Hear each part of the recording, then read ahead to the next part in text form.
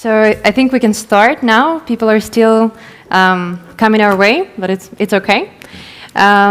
So good evening, everyone, and very warm welcome. Thank you all for coming to today's event. It is a real pleasure to have you with us tonight at the Vienna School of International Studies for our public panel discussion, Women's Leadership in Rethinking Security Beyond Fear, Force, and Deterrence. My name is Kseniia Pirnavskaia, and I'm with Open Nuclear Network, the Engagement and Network Coordinator. Open Nuclear Network is a program of Pax Sapiens, and at Pax we work to reduce the risk of predictable global catastrophes. ONN specifically focuses on nuclear conflict-related risks, working to reduce them through open source research, analytical foresight, and the engagement of impact-capable networks. It is a true honor to serve you as a moderator today for this evening conversation, a conversation that asks us not only what kind of security the world needs at these daunting times, but also who should be shaping it.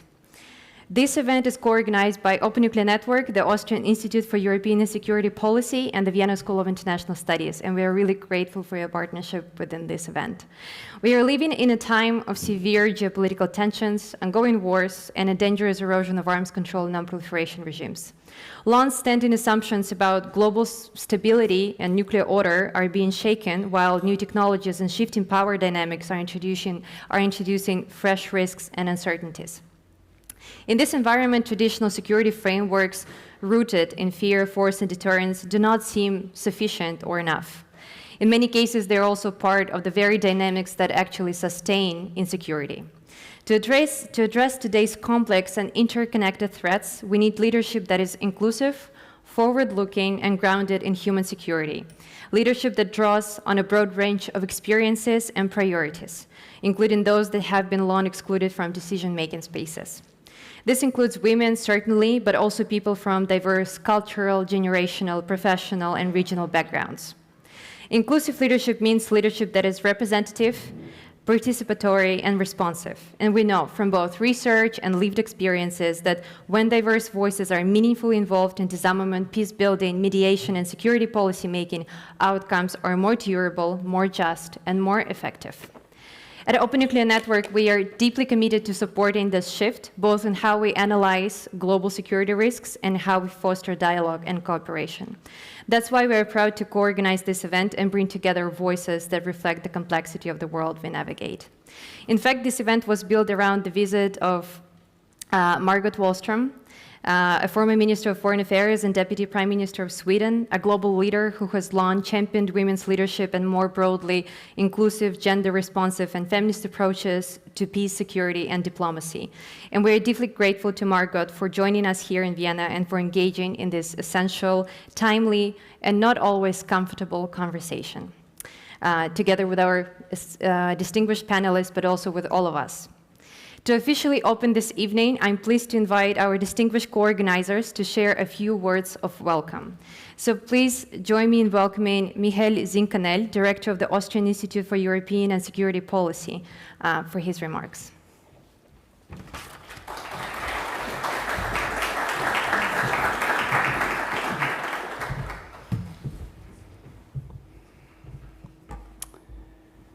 Excellencies, dear ladies and gentlemen, distinguished guests, distinguished speakers, it is my great pleasure to welcome you tonight on behalf of the Austrian Institute for European and Security Policy to tonight's event, Women's Leadership in Rethinking Security Beyond Fear, Force, and Deterrence.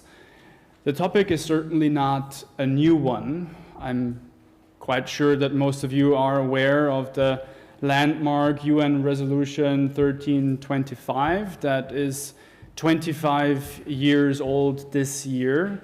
It has been adopted 25 years ago, and it has been focusing on the necessity of increased participation of women in conflict resolution and in peace processes, something that is, I would personally argue, more important today than even 25 years ago, given the more complex background of the geopolitical situation, the more devastating wars and conflicts that we see arising all around the globe, but especially also in Europe.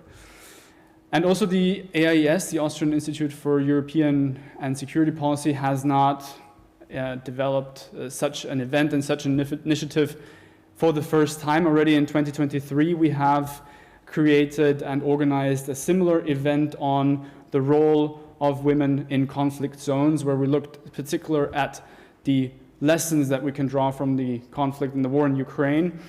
And I looked at the report that we published back then and took one central element out of this report, which I believe is crucial also for tonight, and that is also the necessity to develop more comprehensive security and defense policies and strategies around the world in order to involve diversity, equality, and inclusion in military and in non-military settings. So back then already we tried to make a concrete contribution to the topic with this one central element that I wanted to point out as a recommendation to have more diversity, more inclusion, and more diversity, inclusion, and equality in these fields. And without any further ado, I'd like to thank the panel. We will certainly have an excellent discussion tonight. We started off already this morning, which was an inspiring conversation already. I'd like to thank my colleagues from the Open Nuclear Network and in particular also my team at the AIS to enable this conference tonight. Without them, it wouldn't have been possible that we are meeting here. And thanks to all of you for joining this very relevant and timely conversation. Thank you very much.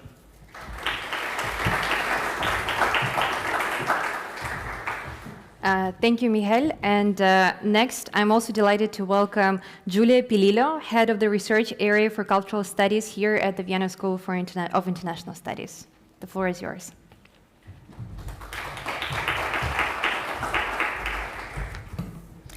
Good evening, everybody. It's a pleasure to welcome you on behalf of the Directorate of the Vienna School of International Studies. I am the head of a new research area here at the Vienna School of International Studies, which focuses on culture. And also as a professor of cultural studies, I have to say that I am particularly delighted to have this panel here this evening, because the issue of the women's leadership in rethinking security is also a cultural one. And culture doesn't mean indoctrination. It's not about telling people that a good leader isn't the alpha male who makes top-down decisions without consulting those affected by these decisions, or the leader who reacts to crisis with aggression, with war, with violence. Now, despite having been unsuccessful in the past and being still unsuccessful, this model is back in vogue. So why isn't it a contradiction?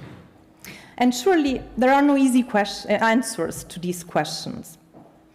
But what does it mean, cultural work, in this context? Well, it means expanding the range of tools, of cultural resources to imagine and to manage power beyond the pyramidal model of violent imposition. It requires telling better stories and better narratives about successful leaders. It requires better images and visualizations of power, and it requires stronger alliances between women and men engaged in this kind of work.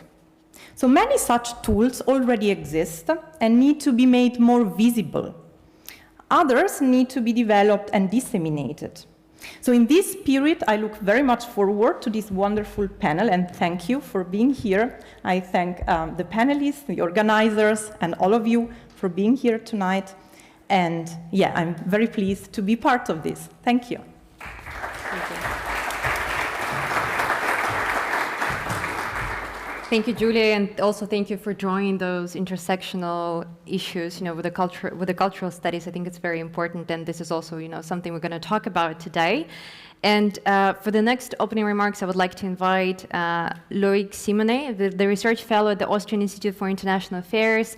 This is the organization with whom we organized the morning roundtable in the morning on the same topic. So please, the floor is yours.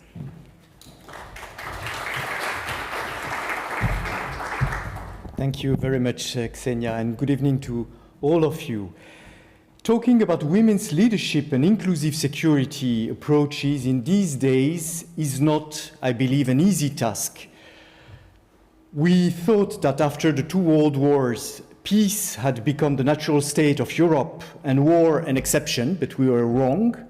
Far from Hemingway's Farewell to Arms, our era is witnessing a resurgence of state brutality, if not violence.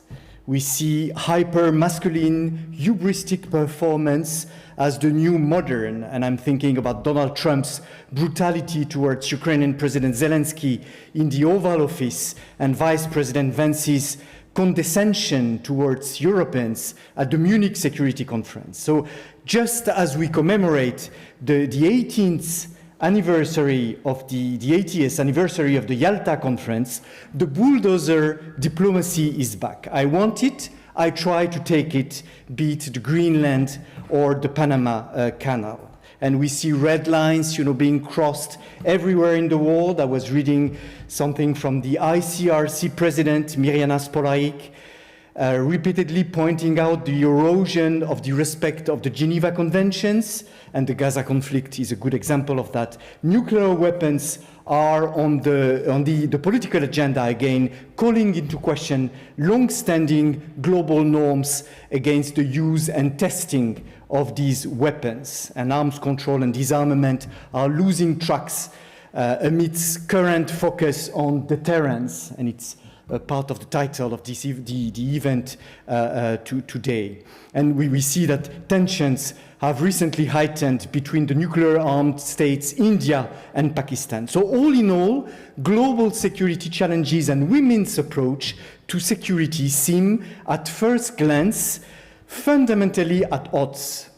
From a feminist perspective, the reliance on nuclear weapons, for instance, not only perpetuates global power imbalances, but also reinforces a model of security built on fear, dominance, and exclusion. So how can we apply women's perspectives to our perceptions of security and propose alternative pathways? Is human security the panacea? Do we simply have to promote the human-centered approach to disarmament, highlighted by UN Secretary General Guterres in his new agenda for peace? But nuclear weapons and nuclear diplomacy seem to be far from human security. Framing global warming, for example, as a human security issue is easy, but doing the same with nuclear weapons is more difficult. Should we establish rather meaningful connections with the UN Women, Peace and Security agenda? But we know that the implementation of the WPS agenda often fell short. Whatever the solution, and our guest speakers will have a lot to suggest today, what is certain is that our world is a mess right now. What is also certain, in my opinion, is that women's approach and leadership offer a critical opportunity to reframe security discourse by promoting a more inclusive, cooperative, and human-centered approach to international security, leading to transformative change. So beyond fear, force, and deterrence, we need women's leadership to face the unprecedented challenges of our time. Thank you very much.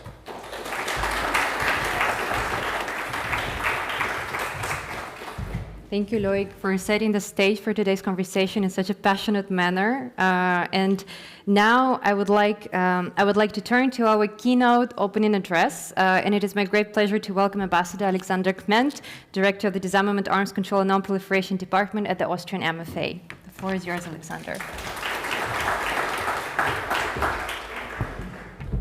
Thank you so much. Good evening to all. It's a great pleasure for me to be here at this event tonight talking about such an important topic, and of course it's a great honor to be at the same meeting with such a distinguished panel, among them of course former Foreign Minister from Sweden, Margot Wallström. I've been asked to make a few comments on security approaches. And of course I've only been given a few minutes, so I'll try my best to raise a few points.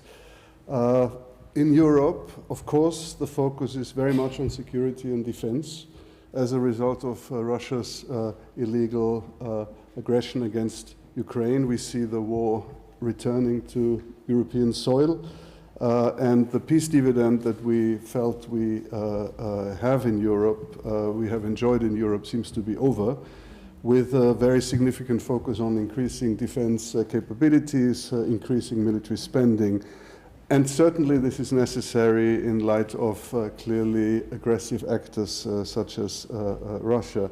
And Austria also supports this, which is clearly expressed in the government program, and also the increase in defense budget in Austria. But it is also important not to lose sight of the broader perspective on security, as was also pointed out before. So we witness an emphasis also on nuclear weapons and nuclear deterrence, which for us in Austria is problematic and disconcerting development. And my colleague George-Wilhelm Gallhofer will speak more on this in detail in the panel discussion.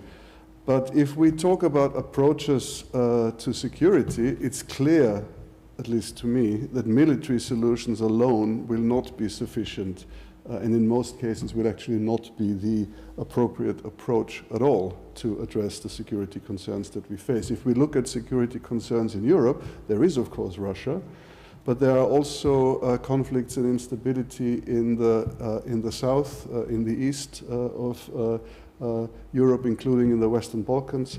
There is terrorism, there is radicalism, there is Islamic radicalism, there is increase of right-wing radical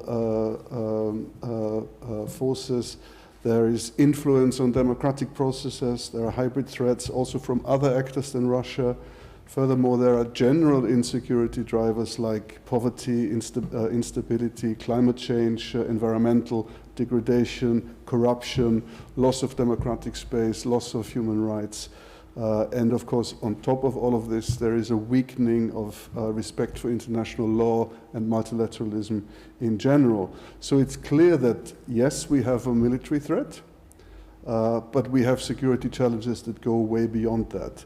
And security needs to be looked at in an integrated way, looking at a military perspective and non-military perspective together to devise an appropriate mix of how to deal with these security concerns. Human security was mentioned. It's probably not a panacea, but it is essential.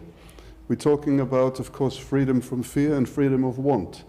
It's not an alternative security paradigm, but it's a complete one. It's a more complete one than a military perspective of security. And it may not be so much in the foreground at the moment, but it needs to be at the center of our discussions just as much as increasing our defense capabilities. So human security is not a soft approach, and it's not something that only applies in peacetime, and it's not contingent to security considerations. It's the very foundation of a security approach and of achieving real security. It underpins, human security underpins the women, peace and security agenda.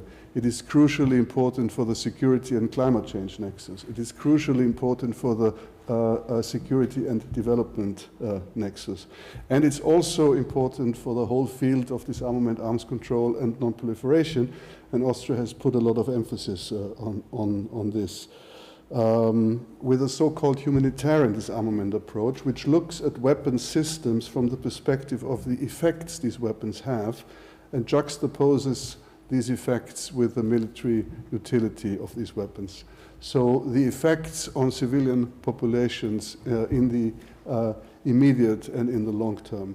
So we followed this approach on the issue of landmines, on the issue of cluster munitions, on small arms and light weapons, on the Arms Trade Treaty, and also on nuclear weapons. So I think the human security paradigm can very well be applied to the nuclear weapons issue as well, by focusing on the risks, by focusing on the consequences of what happens if something goes wrong, rather than the perpetual assumptions that we see that nothing will ever go wrong with nuclear deterrence, which I think is a very dangerous approach to security. So we argue for a paradigm shift away from a perspective on security that is underpinned by the permanent threat of global mass destruction.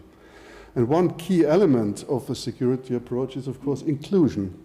And that includes, of course, the gender balance and the participation of women as absolutely crucial, but it also includes the participation of broader stakeholders, affected communities, of youth, of civil society organizations, of academia, and generally opening up discussions to a broader set of stakeholders.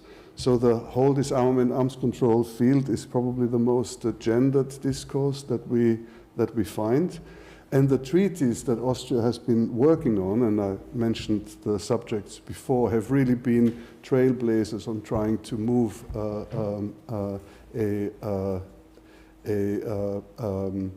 move a human security perspective and move an inclusive and feminist perspective on this issue. They are really an avant-garde on how multilateral cooperation should be conducted on these issues. So we see a significant pushback at the moment. We also see certainly the risk of progress being lost due to negative geopolitical development. But I believe Europe in particular has a role to play to defend the gains that we have seen in the last decades and to focus, in addition to the security and defense focus, to demonstrate that this must not come at the expense of a human security approach and of progressive standards. We tried to do in Europe to develop a security from such a broad perspective that is based on international law, that is based on values, and focuses on diplomacy and on positive engagement. And it's important that we do not lose this in the current development that, of course, is focused for very obvious reasons on increasing the security and defense capabilities. So it's crucial, in my view, in the current debate on security in Europe, but also globally. And to conclude, just to say that at the time when international law and the entire principle of multilateralism and cooperation is challenged predominantly by some few powerful actors, it is very important to come together with those like-minded stakeholders for whom international law and multilateralism are key pillars of security.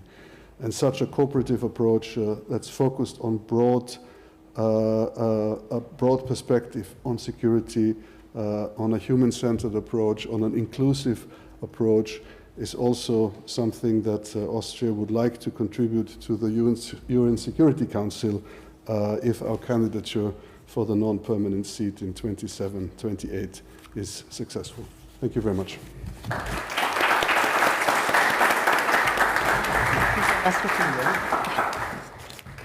Thank you, Ambassador Kment, very much on time, and thank you also for mentioning a lot on human security and the broadening of the security paradigm and the concept itself. I think this is also something we're going to touch today in the discussion. So now I think it is the time to turn to our panelists, and let me first introduce our panelists, and please bear with me, we have very distinguished panelists here, so I will read out for you to also learn more about our panelists today before we get to the discussion point. So, Margot Wallström, thank you for being here. Ms. Margot Wallström has a long political career. At 25 years of age, she became a member of the Swedish Parliament and served as such for 6 years. She was also appointed a government minister for the first time in 1988, and she has since held different portfolios like social affairs, culture, before becoming the Minister for Foreign Affairs of Sweden from 2014 to 2019. She also worked for the EU for 10 years as Environment Commissioner and Vice President of the EU Commission. She was the first UN Special Representative on conflict-related sexual violence, and Ms. Wallström also chaired the board of Lund University, Sweden, and she has received several honorary doctorate degrees. Rebecca Jovin has been working in the UNODA since 2019, initially as Special Assistant to the High Representative for Disarmament Affairs in New York, and since February 2022, a chief of the UNODA Vienna office. Prior to her appointment to UNODA, Ms. Jovin served as Chief of Strategic Planning and Operation Support in the United Nations Mine Action Service. She has also worked in different coordination, policy development, and programmatic roles in the UN system before. Christine Muttonen She is the Vice President of the Austrian Institute for European and Security Policy and a co-president of a Parliamentarians for Nuclear Non-Proliferation and Disarmament, and also very recently Open Nuclear Network Advisory Council member. Thank you for that. She has been serving, so she served, was elected to the Austrian Parliament and served there for 18 years, first as a spokesperson for arts and culture, and later as a spokesperson for EU and foreign affairs for the Social Democrats. She also served as a member of the Council of Europe and the Parliamentary Assembly of the OSCE, and in 2014 she was elected Vice President of the OSCE Parliamentary Assembly and appointed as a special representative for Central and Eastern Asia. She was also elected to become the second woman to serve as president of the OSCE Parliamentary Assembly. And last but not least, George-Wilhelm Gallhofer. He is the Deputy Director for Disarmament, Non-Proliferation and Export Control at the Austrian Foreign Ministry and has just been appointed as new director from later this year. Congratulations, I think. This is appropriate to applaud. Thank you. He has worked in the department since March 2019, and he also serves as the Executive Secretary at the Hague Code of Conduct Against Ballistic Missile Proliferation. He was deputy to the president of the first meeting of state parties to the TPNW and was a member of Austria's delegation to the negotiation conference for the treaty and worked on the humanitarian impacts initiative that led to adopt the treaty itself. He previously served at the Austrian missions to the United Nations in New York, the European Union in Brussels, and the Council of Europe in Strasbourg. So these are our distinguished panelists, and as I said, thank you for bearing with me to reading this out, but I think it's also very important for our audience to understand with whom we are speaking today. So without further ado, I would like to get into the discussion, and I hope that it's going to be somewhat conversational. I'll ask you questions, but then also we'll have an opportunity for audience to ask your questions to the speakers at the end. So please, if you have something, write it down or remember, because you will have an opportunity to ask your question. So in the first segment of our conversation, I really want to focus on the reflections from your fields of work, from your perspectives, how the things are. So the first, I would like to ask Margot. So looking at today's global security challenges that our speakers outlined in the opening remarks as well, where do you see the main limitations of current approaches to security, and what opportunities should we potentially be focusing instead? And from your experience, how can inclusive leadership help shape more sustainable and human-centered policies? And as someone who has long championed women's leadership, how do you see its impact evolving, and what barriers still need to be addressed? Thank you very much, and thank you to all of you for spending a very nice summer evening here with us, and under such a daunting theme. I tried to tell that to Kseniia, and I tried to make her make it shorter, but she didn't agree to that, and in the end she was right. We have to think about women's leadership in rethinking security, and we have to move beyond fear, force and deterrence. As you've already heard, I think that all the previous speakers, they took everything. So I don't know if they've left anything. And also thank you for inviting me to this as we say in the north of Sweden, unnecessarily beautiful city, Vienna, and it's an honor and pleasure. I believe that, first of all, I'm a former everything, as you could hear, but at my age, the new title that I have is grandmother. And I decided that I would make that my new mission, and that is to bring children into the picture, because I think it makes us think more long-term. It makes us think like wider and not so narrow about militarization coming first, but actually think also about the political solutions and diplomacy and the role of diplomacy in the future. It makes us think more inclusive about inclusion, as you've heard already as an argument. It makes us think about culture, because to children it's important with culture and how forceful that can be. And I've seen it myself also in working for Ukraine for a while, that culture is a given part of everything. That's what makes it worth it, to even fight the war, that they can use their own culture, speak their own language, and do all of those things. I have said this morning that there are sort of 5 points that I believe are absolutely necessary now. I think we need to change the security paradigms, how we think about security. We have to, it's inadequate today. And imagine also what is now going on, because to the grandchildren you have to tell them that the world is both a rather dangerous and terrible place, but it's also the most beautiful place. And you have to give them the arguments why this is true. And of course, when we see democracy being undermined in the way that is happening now, it is sort of left to, there is a new word that we have had to learn, and that is when we move from meritocracy, we go to kakistocracy. How do you say it in English? Kakistocracy. And you know what that is? That is giving the power to the least fit people to exercise, leadership and steer the world. The least knowledgeable or least trained to do that, to exercise leadership. So we have to change the traditional security paradigms, because it hasn't worked. Huh? Can we say that fear, force, and deterrence has helped us a lot over history? No. And this is the first thing. Discuss what do we really mean with modern security arrangements, and how do we?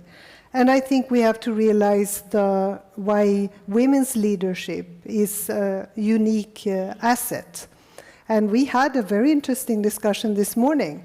So somebody said that, well, maybe at the very local level, local conflicts, women can be engaged, they understand that, but when it comes to nuclear weapons, maybe they are not the best ones to deal with those issues. If I exaggerate a bit, but I have heard this argument before. So you have to understand that this is about making sure that we use the potential of half of the population on this planet at the moment, and still look around 25 years after this resolution that was, of course, groundbreaking. It's the mother resolution of making sure that we understand the different roles that men and women have in both war and peace. But looking at the results, it's like comparing failures, because still it's not a given that women appear around the tables where negotiations are being made. Do you see them anywhere in those discussions about what is going on now, from Gaza to Ukraine to Sudan or other places? Women are not there, and they are the ones also affected, of course, by everything that happens. So the unique value of women's leadership. And as I said, and it links to my first point, the broader definition of security, making sure that we understand also the crisis, the environmental and climate crisis, and how that can exacerbate and be a driver of conflict and even wars. And this is becoming more and more evident. I think we see a lot of proof of that already. I think also to understand the power, you have already said that, those excellent speakers before me said that the power of inclusion, to be deliberately inclusive. And you have to plan it carefully, to say that how do we make the most out of the power that people carry, the knowledge that different groups of people carry. And this is also about democracy, how democracy is meant to function, that you include more people. And then I think we have to move from reaction to prevention. And that means, as you've heard, to move from the short-term thinking to long-term, from narrow to wide thinking, from the one-sided ideas to plural ideas, from exclusive to inclusive. That was a very long answer. But almost as long as your title for our Kseniia. Well, then we're quid pro quo. So those are the things. Yeah. So those are the things that I think we need to discuss. And remember, we have to come together now. We have to be very courageous, because these times are dangerous for us, and especially when democracy. Because how do we define democracy if not the right to speak up? To say what we think, to feel that we have access to justice, that we can not only go and vote every 4th year, but actually live in a society where we feel that this is for us and is for everyone in a society, and that we feel free and liberated. And this is under threat at the moment. Thank you. Thank you for that. And it's okay to have long answers as well, because these are very difficult questions, and I think, there is no simple answer to them. I'm joking also with you. Yeah, I know. I'm returning the joke. But next, I really would like to ask Christine, since you sit right next to me, I wanted to ask also, based on your experience, I mentioned that you have a lot of parliamentarian experience based in, in Austrian Parliament, but also OSCE Parliamentary Assembly. From this point of view, how can parliamentarians help shape more forward-looking and inclusive approaches that we just all talked about? And in your view, how has women's leadership in parliamentary diplomacy maybe contributed to advancing disarmament goals or the better security outcomes, and what further steps are needed to ensure that these contributions are long-lasting and integrated? Also long questions. There are only long questions today. Thank you. Well, I think parliamentarians, of course, are very important, because they can do quite a lot. They can actively promote strategies and policies aimed at reducing weapons, the various types of weapons. We already heard from Ambassador Kement talking about the landmines, but also, of course, we can do something, and parliamentarians can do something against nuclear weapons by advocating and supporting for international treaties. This is very important, because this is their work, their legislative work to do so. They can use the parliaments as a platform, for example, the national parliaments as a platform for discussion, for making an awareness about the dangers of weapons, of nuclear threats, etc., but also the international ones. And I think parliamentarian diplomacy can play a very crucial role in negotiating arms control, for example, because the parliamentary diplomacy can complete what diplomacy, the traditional diplomacy, can do, because they can work on a different level. They can work on a lower level and more informal level, and that's why it's very important, because they can build trust and they can create informal channels, and those informal channels can be very important when it comes to negotiations. So when you already have a channel, you don't have to build up new ones. And they might help. When you look at the international organizations, so the Parliamentary Assembly of the OSCE and so the Organization for Security and Cooperation in Europe with its 56 parliaments, so quite a lot. But also organizations like the IPU, the Interparliamentarian Union, with its 181 parliaments, so they can do a lot. They are predestined for such being such platforms. The parliamentarians also can connect and join forces with international and regional NGOs. We just heard that we should connect. We have to connect much more with all the different groups. They are heading into the same direction. So, for example, PNND, the Parliamentarians for Nuclear Non-Proliferation and Disarmament, is a network of over 700 parliamentarians worldwide.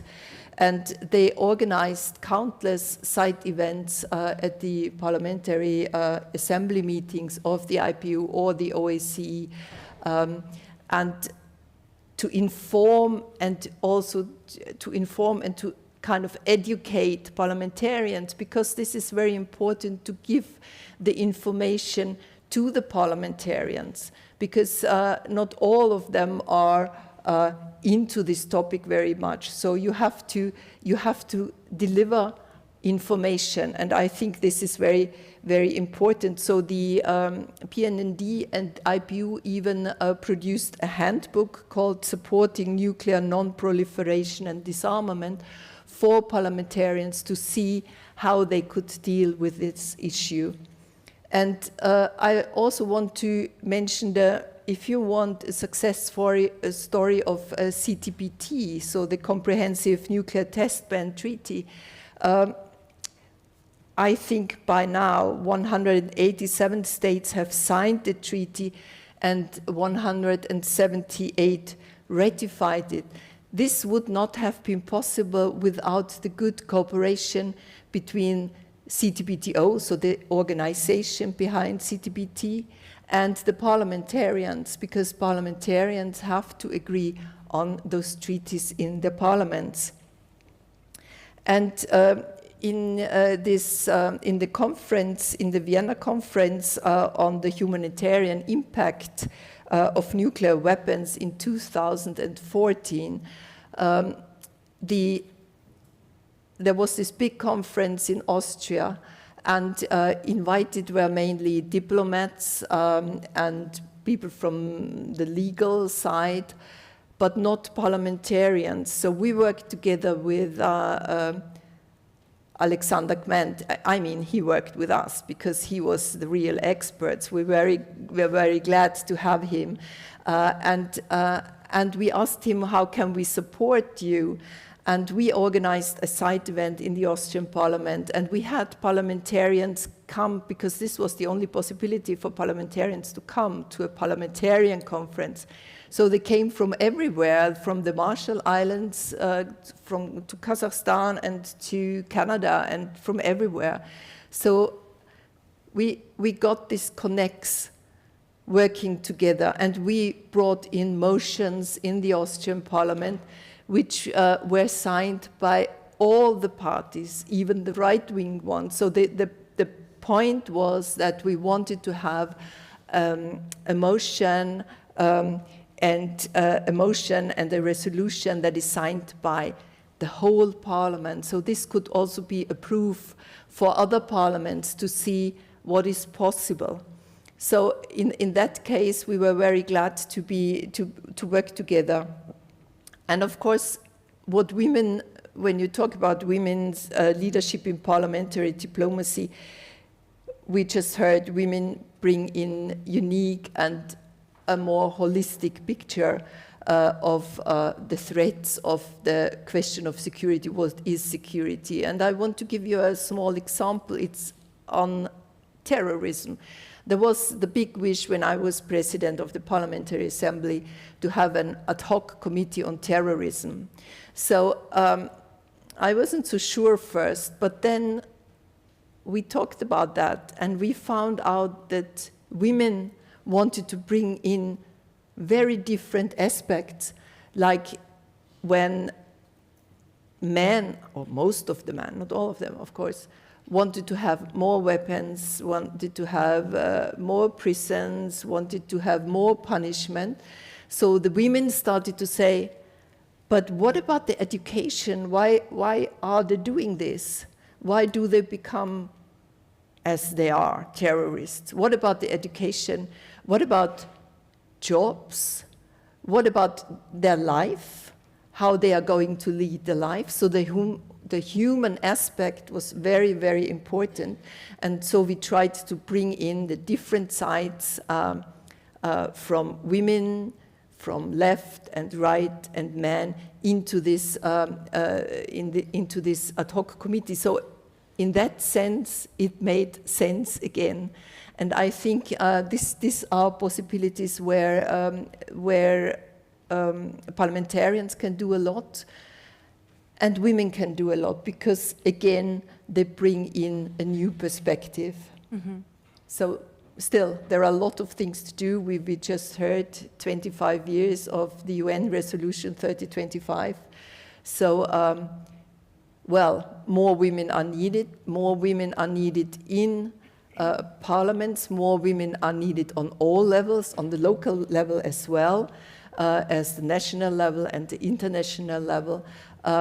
And we have to have them not just one here and there, even if it's a leading position. We have to find ways to have women throughout the whole process on all levels, so that they really can kind of work together as well.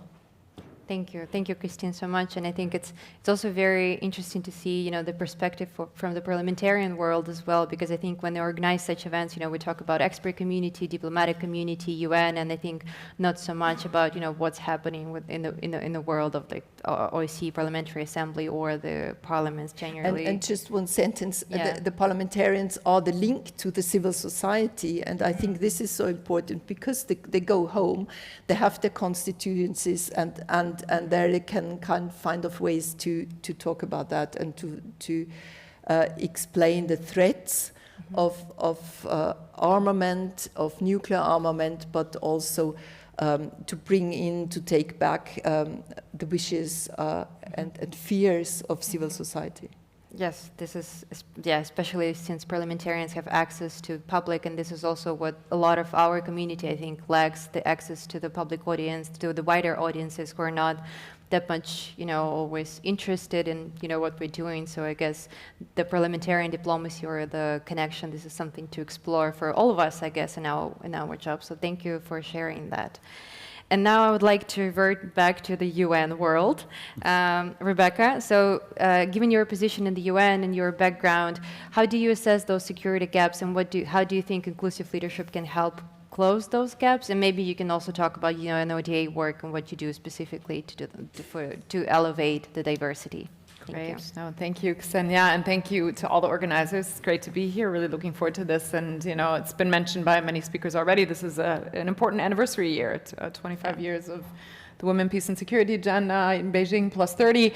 And yet, it's somewhat shocking that we're finding ourselves in this, what many have called kind of a post-feminist world, post-multilateralism. I'm not sure, post a lot of things. And that in and of itself is, a real challenge. And it speaks to the issues and the gaps in security strategies, in particular when it comes to nuclear weapons and nuclear risks. So maybe I'll start with the gap side, Kseniia, and then talk a little bit about UN and UNODA more generally, and our work on gender equality and more broadly inclusion and diversity. But on the gap side, much has already been said. If we look at security strategies, if we look at nuclear risks in particular, without a doubt, we're in a very grim period of history. We are, arguably at a point in time where we're facing the highest nuclear risk that we've seen since the Cold War, right? And much has already been said. Alexander mentioned it as well. We have nuclear weapons regaining traction and salience in national security doctrines. We have a qualitative modernization happening, and also quantitative in some cases. We are also really seeing the use of nuclear rhetoric and threats being thrown around relatively liberally, and also whispers of nuclear testing. So the environment is not a good one when we look at it that way. So I would say we have kind of gaps on three levels. On the one hand, those norms being really eroded, and on the other hand, also the institutions themselves being challenged. And I would throw technology also in there as an important additional area that is creating perhaps new pressures and new gaps. So on the institutional side, again, it's been alluded to, but maybe just to elaborate a little bit. First of all, real challenges to multilateralism and the international system and rule-based international order writ large. But looking more specifically again at disarmament and nuclear weapons in particular, you have this, complex web of instruments that has been built up over time that has been really key to the, to the realities of security that we've known for much of recent history. And at the core of that, you have the Nuclear Non-Proliferation Treaty, and you are seeing real strains and pressures and erosion, really, of those core institutions and instruments. So NPT, you've had multiple review cycles without an agreed outcome. You have really a reflection, I think, of the geopolitical tensions that have been mentioned by others, really making its way into and reflecting in those negotiations and processes. And you have other treaties, CTBT was just mentioned, a treaty that is not in force yet, where you also in recent history have seen a nuclear weapon state de-ratify that treaty. Not a good trend either, I would argue. And then, you have the TPNW, which I hope we can speak a little bit more about, especially when it comes to gender dimensions. It's a new treaty, but, of course, far from a universal instrument yet. And then, this is the multilateral side. On the bilateral side, I would argue there's also real institutional pressures if you think about the fact that the New START treaty will be expiring next year, 2026, and some signals of willingness for strategic stability talks, U.S.-Russia, U.S.-China, but really not concrete movement on any of those, right? So an institutional environment where there are definitely strains and gaps, and then the third dimension that I alluded to is for me the kind of technology dimension in all of this, where you see technological advances really blurring the line between conventional and nuclear threats, really changing the nature of armed conflicts and violence and security, and connected to that really kind of this broader issue of interconnected risks and threats, and we don't have the governance structures in place to really address those issues, and the pace of technological development is far kind of outpacing the ability of multilateral processes and negotiations to really keep up with that. So I think these are some real challenges, and of course, what are the solutions to filling those gaps? Political will is obviously a key part of that, policy and technical solutions, but I would say also, the approach to leadership and how we go about decision making and engagement on those challenging issues, I think is also part of the picture. So let me pivot from that maybe to the second part of your question, and that was more about UN leadership and diversity and inclusion, and what are we doing in the UN Office for Disarmament Affairs. Obviously this is a key key agenda for us. We as the UN Office for Disarmament Affairs very much guided also by the Secretary General's gender parity strategy, but also other institutional strategies on diversity and inclusion, whether it's disability inclusion or otherwise. And my boss, the High Representative for Disarmament Affairs, and me myself, we are both international gender champions, so personal commitment to really upholding and furthering gender equality within the institution. And within UNODA, we have been able to achieve gender parity at all international professional levels, which certainly wasn't the case some years ago. There's obviously other dimensions, cultural shift and other things that go along with that. It's not just about the numbers, but it is, an important metric and certainly not a step that should be discounted. So internally, quite a bit that we've done and continue to do. We have had for a long time a gender policy for the office. And I really want to stress kind of two aspects of that, because one has come up quite a bit, and the second one perhaps not quite as much. So one pillar of that, I would say, is of course advancing equal participation and leadership of women in international disarmament and arms control processes. The numbers show very much that we still have a problem. I'll come back to that in a moment. So this is indeed still, unfortunately, an issue. But the other is the gendered impact of weapons. So nuclear weapons, but all different kinds of weapons, and also connected to that, articulation of what needs to be done to mainstream gender issues in relevant frameworks and programs.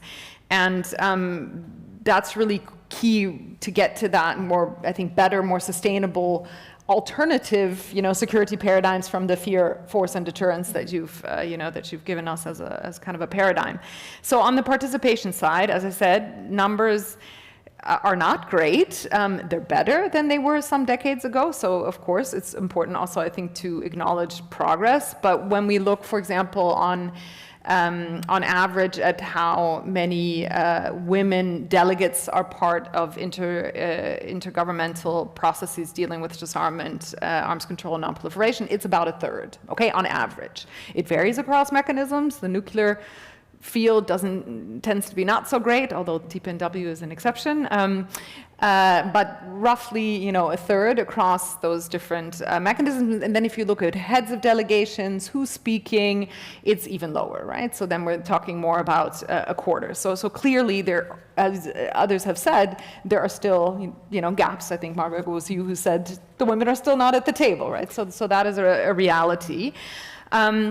And this is where we as an office, we collect that data, we analyze it, we do make it public. We would like to do that a bit more real time. It's something we're working on to really put that information and those statistics out there in more real time.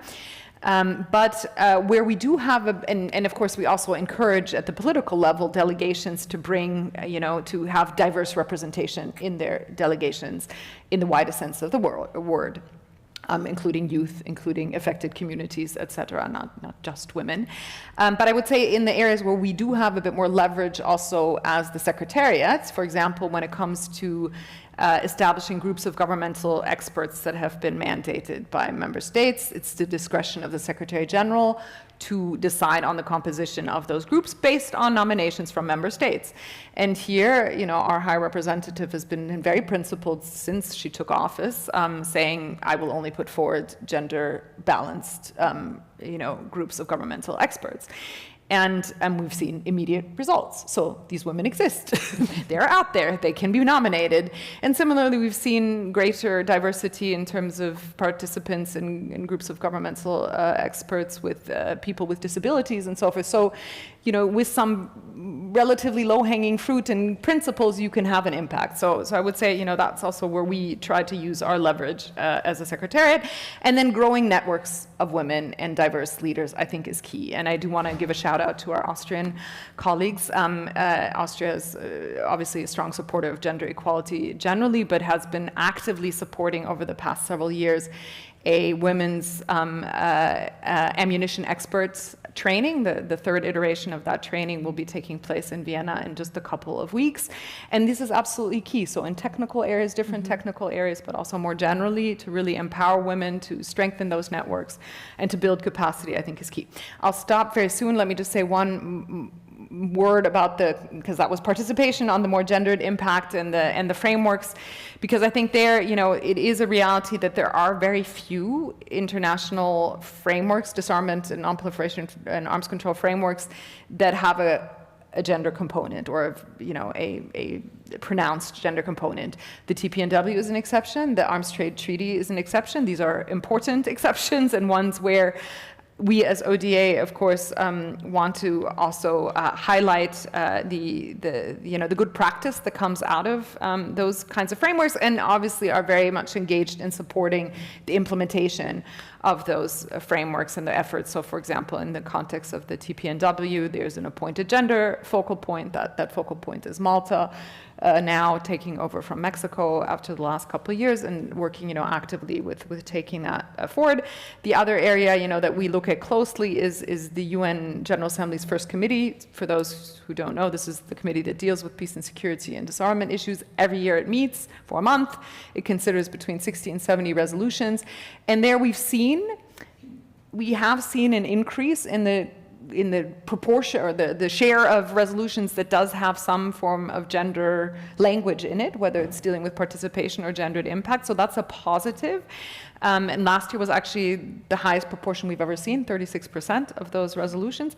But there is a lot of pushback, and there is also a sense that could be plateauing, right? So we have these frameworks. We have to really also work as ODA and, of course, with member states to ensure that those frameworks are expanded, those those instruments are strengthened, and that the elements that are dealing also with inclusivity and diversity are really taken forward seriously. So I'll stop there. I hope we can come back to other things. Yes, thank you, Rebecca. Thank you for that. And I think it's a very important point about inclusivity being deliberate and intentional, because I guess that's the key recipe to making the inclusive leadership really happening, not only on paper but in practice. So thank you very much for these points.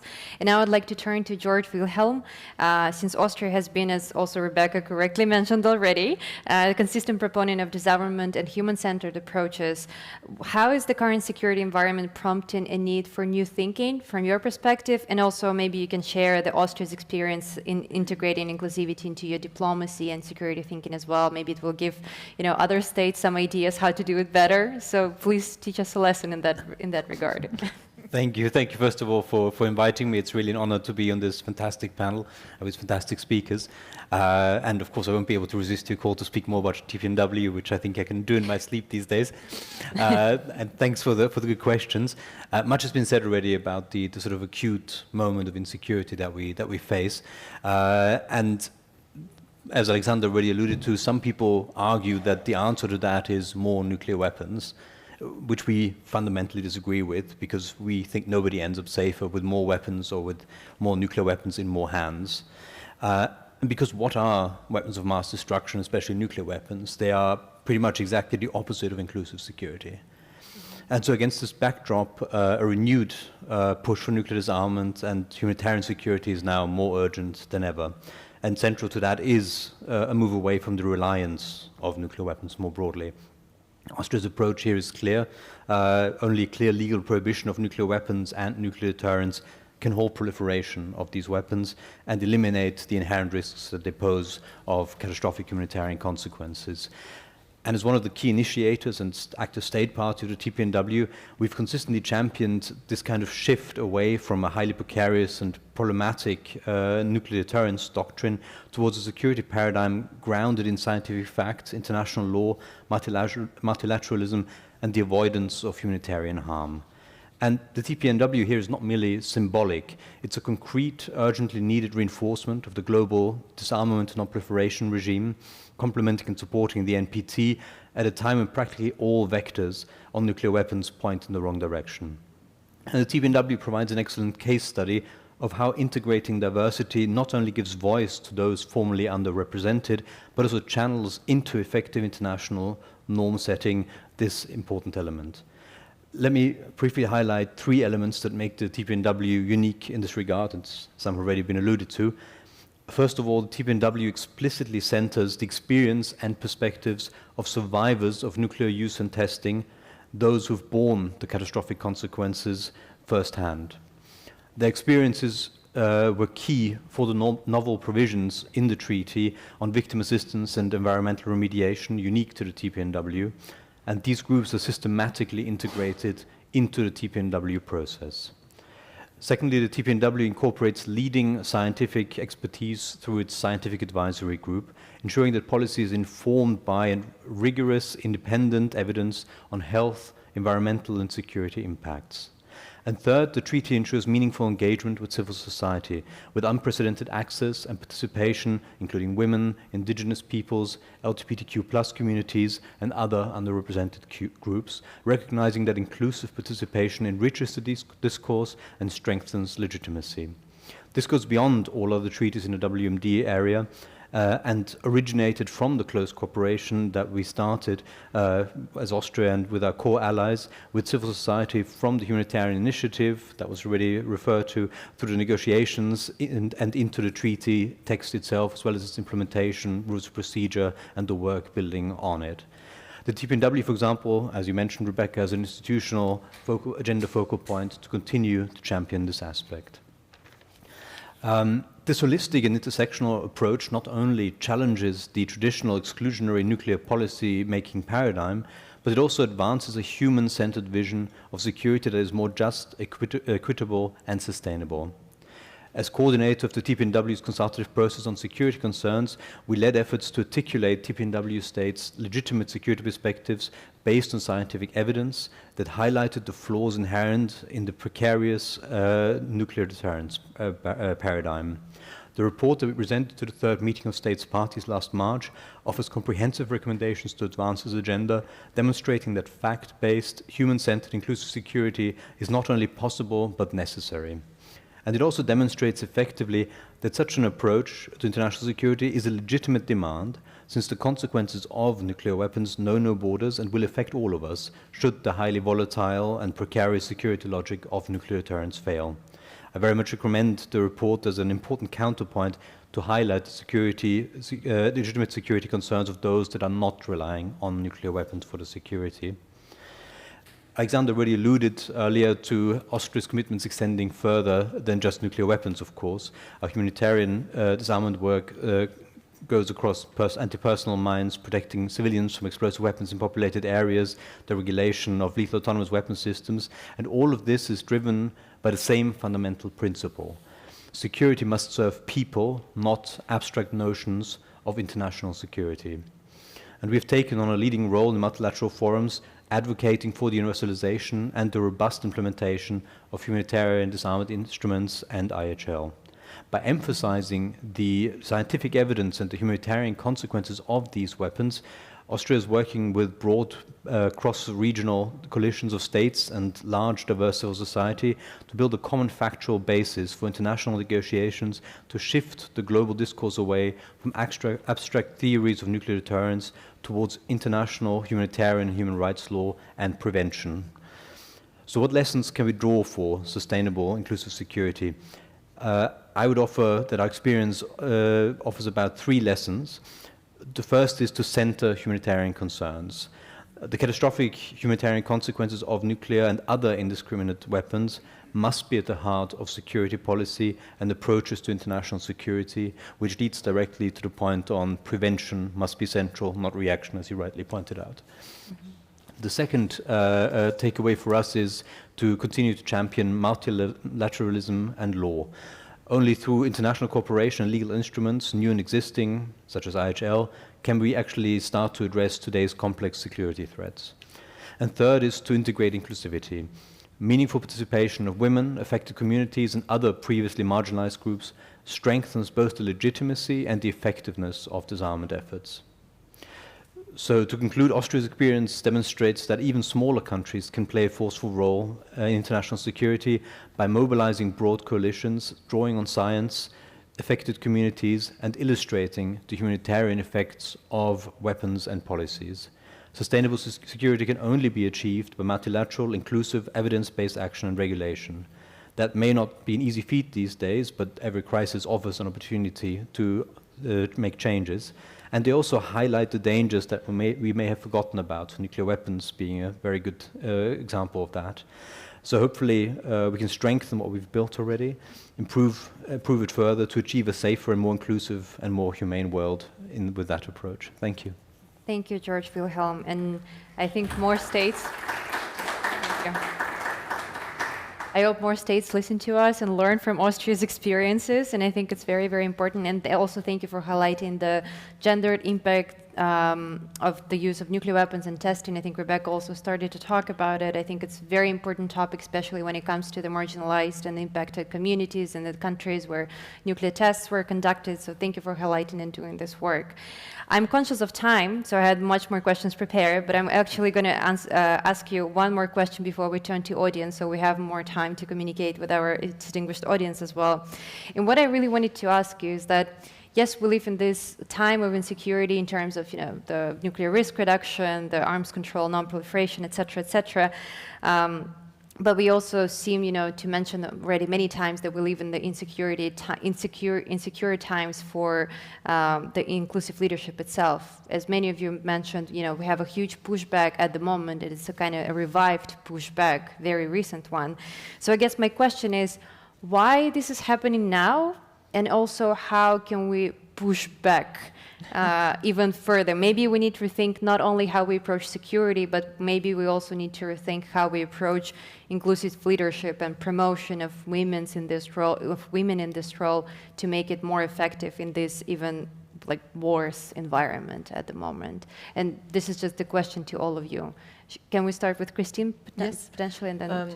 Well, what shall we do? A very difficult question. What can we change? So when you have the feeling you work like a Don Quixote for over years, fighting for women's engagement, fighting against nuclear threats and so on, but still, you mentioned the grandchildren. So where are we? Where is our mind going towards, and why don't we give up? It's just because we have a responsibility, I think, and we have to keep on fighting for a better, a secure life, and I think this is very, very, very important. What can we do, I think, to make security issues more inclusive? I think, and this certainly is not a fast issue, but a kind of mid-term strategy. I think we should invest much more in education and training. We have to invest in education and training programs focused on conflict resolution and negotiation skills.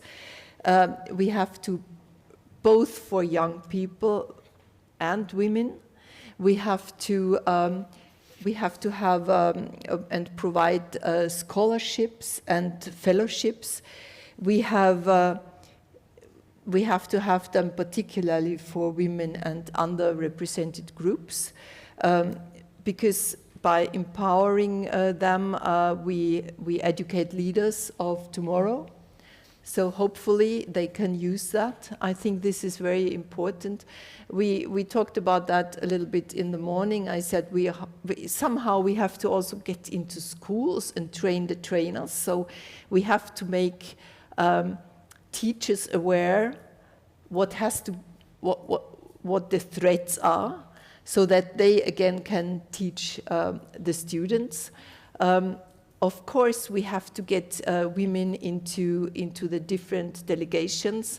When you talk about the parliamentary assemblies, the Council of Europe, for example, they have it in the statutes that there is a certain amount of women has to be in their delegations. Otherwise, I think they lose the voting right or something like that. So why not really do it on a legal basis?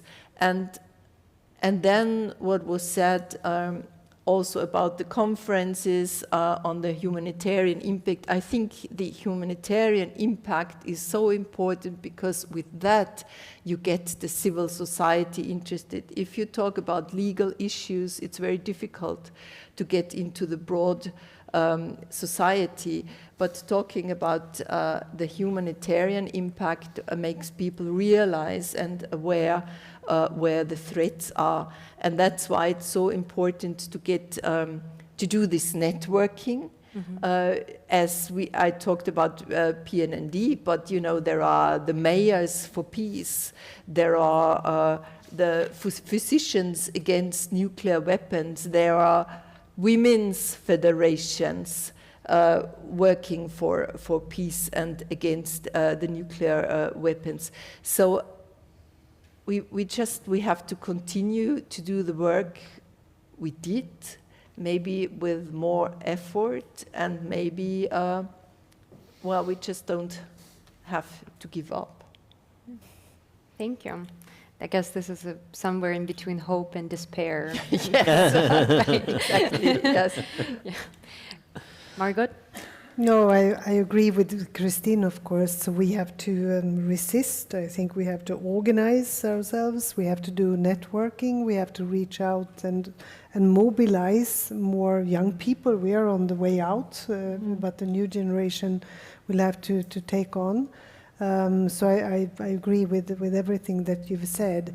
And let me just mention one thing that really stuck with me, because I've been active in an organization that's been working for women in Afghanistan for 3 years now. And we were told now that the Taliban are investing a lot, and I guess with the help of Saudis and others, in building new madrasas for young boys. And they want to send them to these madrasas, these schools, at an even earlier age.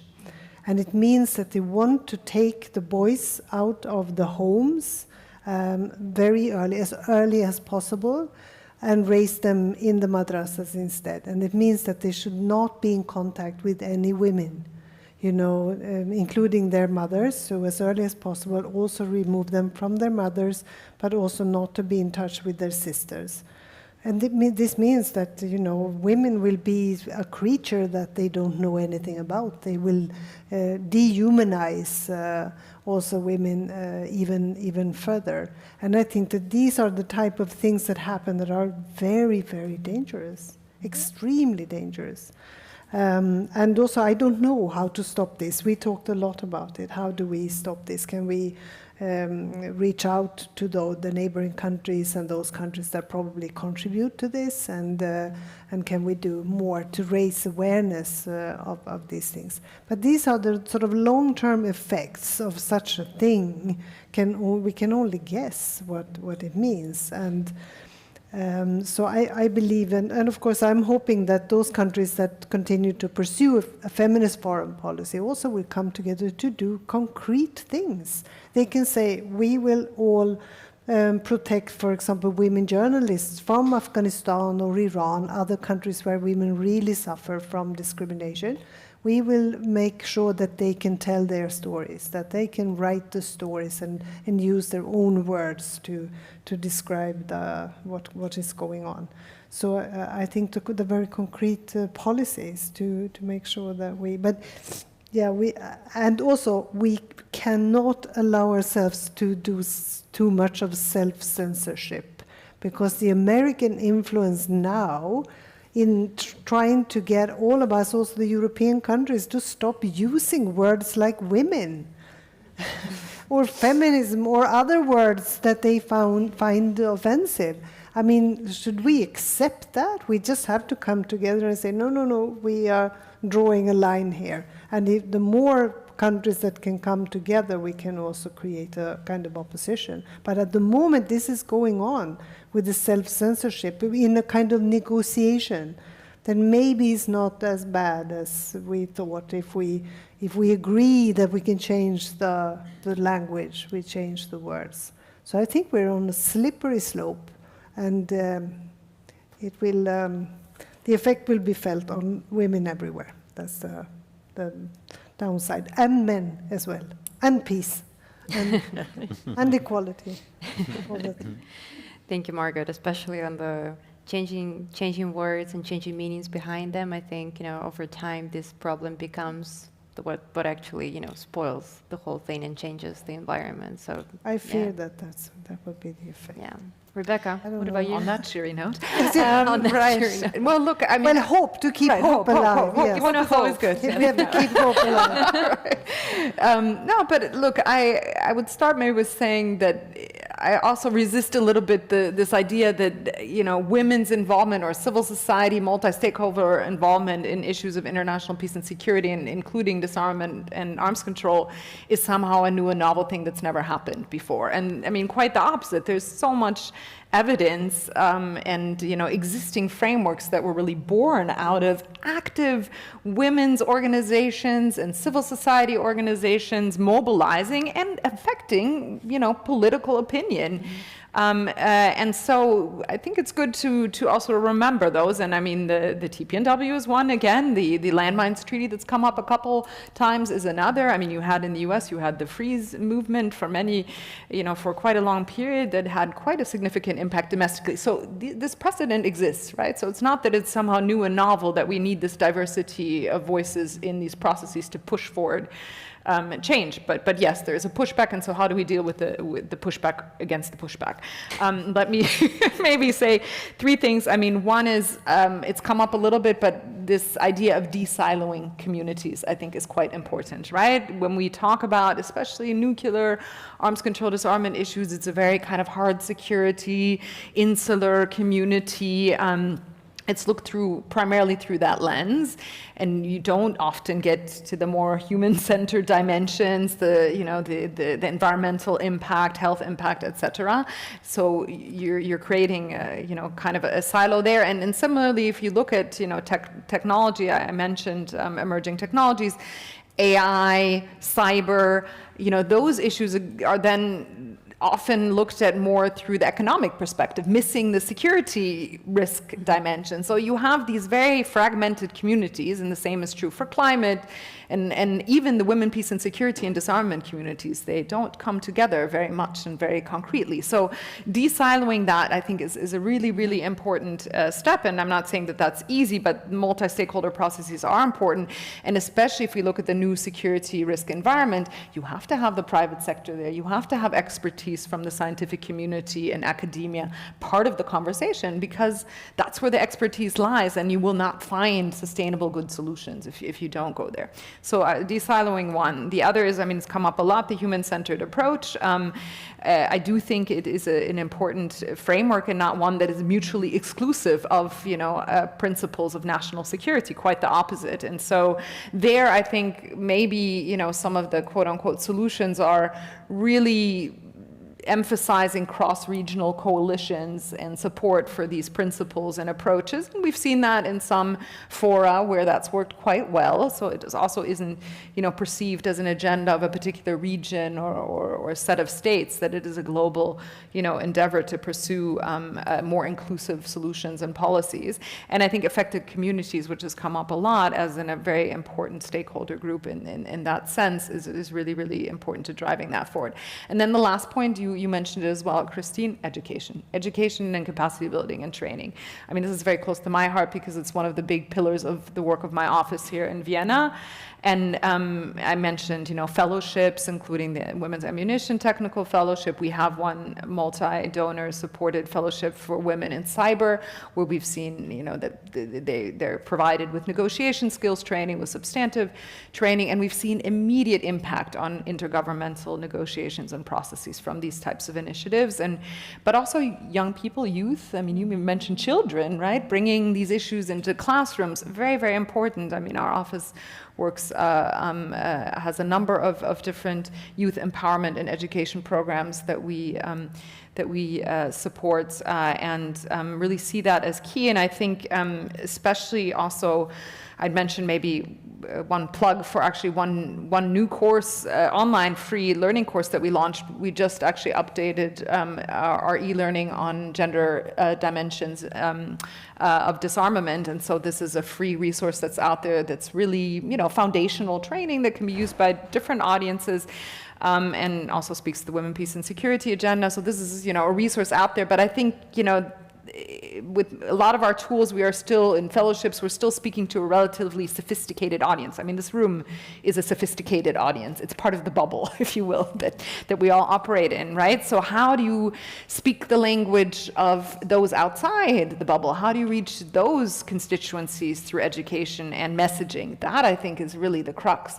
I'm not saying we have the solutions to it, but I think that's really an area that requires a lot of investment, requires also looking at younger ages, working with professors and with universities, like the wonderful establishment that we're in, TikTok perhaps, and looking, and humanizing these very complicated and complex, subjects, and again, humanizing them, and also working with I think survivor communities, again, really key in that regard to uphold lessons and legacy and tell these stories through a human lens. I think that's absolutely key to reaching, other more diverse audience. And I say that as I look at Peter as a communication expert. Hopefully he won't contradict me during the Q&A. I'll stop. Thank you. Thank you, Rebecca. And George-Wilhelm? Yeah, just briefly, most points that I was going to raise have already been raised. Very much underline, of course, the point on the human-centric approach. Very much agree with the focus on youth. We've had fantastic experience with youth in terms of youth groups, HCOC youth group, since we just have the HCOC annual meeting, CPDO youth group, etc. There's really fantastic ways to get new perspectives in, get people interested in the field, get them to participate and contribute. There's also, of course, very important the mentorship and capacity building programs that you do, that VCD CMP does here in Vienna and others that are really essential just to get new generations in, get people in with diverse backgrounds, try to draw from a broader pool of people than just the sort of standard pipelines that you go through. And of course integrating perspectives like survivors, indigenous communities, women, civil society is really important, but there particularly I think a point that I do find important is codification. So not just, you know, sort of the general statements. I mean, we just did an MPT review conference where, when it actually came to transparency negotiations, we excluded those who we were supposed to be transparent to. And that's the kind of thing that I think we did quite well in the TPNW, because we really made sure that it's in the text, in the treaty, in the action plan, but also, and that was something that I suffered many sleepless hours over, in the rules of procedure, where we actually sat down and got a completely gender-neutral rules of procedure text, where we got a really strong codification of the participation for civil society, affected communities, etc. And that I think actually is quite powerful, because changing those kind of legal texts requires quite a high bar. And so it really sets the standard. And it's also a standard that other treaties can start to take over. And you see that from other negotiations. I mean, you always sort of reference the last agreed instrument. So the more you can do, and even on this kind of technical, boring legalese kind of instruments, it really can have quite an important impact, even on the international sphere, and even when there's rollback. So maybe just that as a short contribution, because pretty much everything else that I was going to say has already been said much more eloquently than I could. Yeah, thank you, George-Wilhelm, and I appreciate, since we're now being very disciplined with our timing.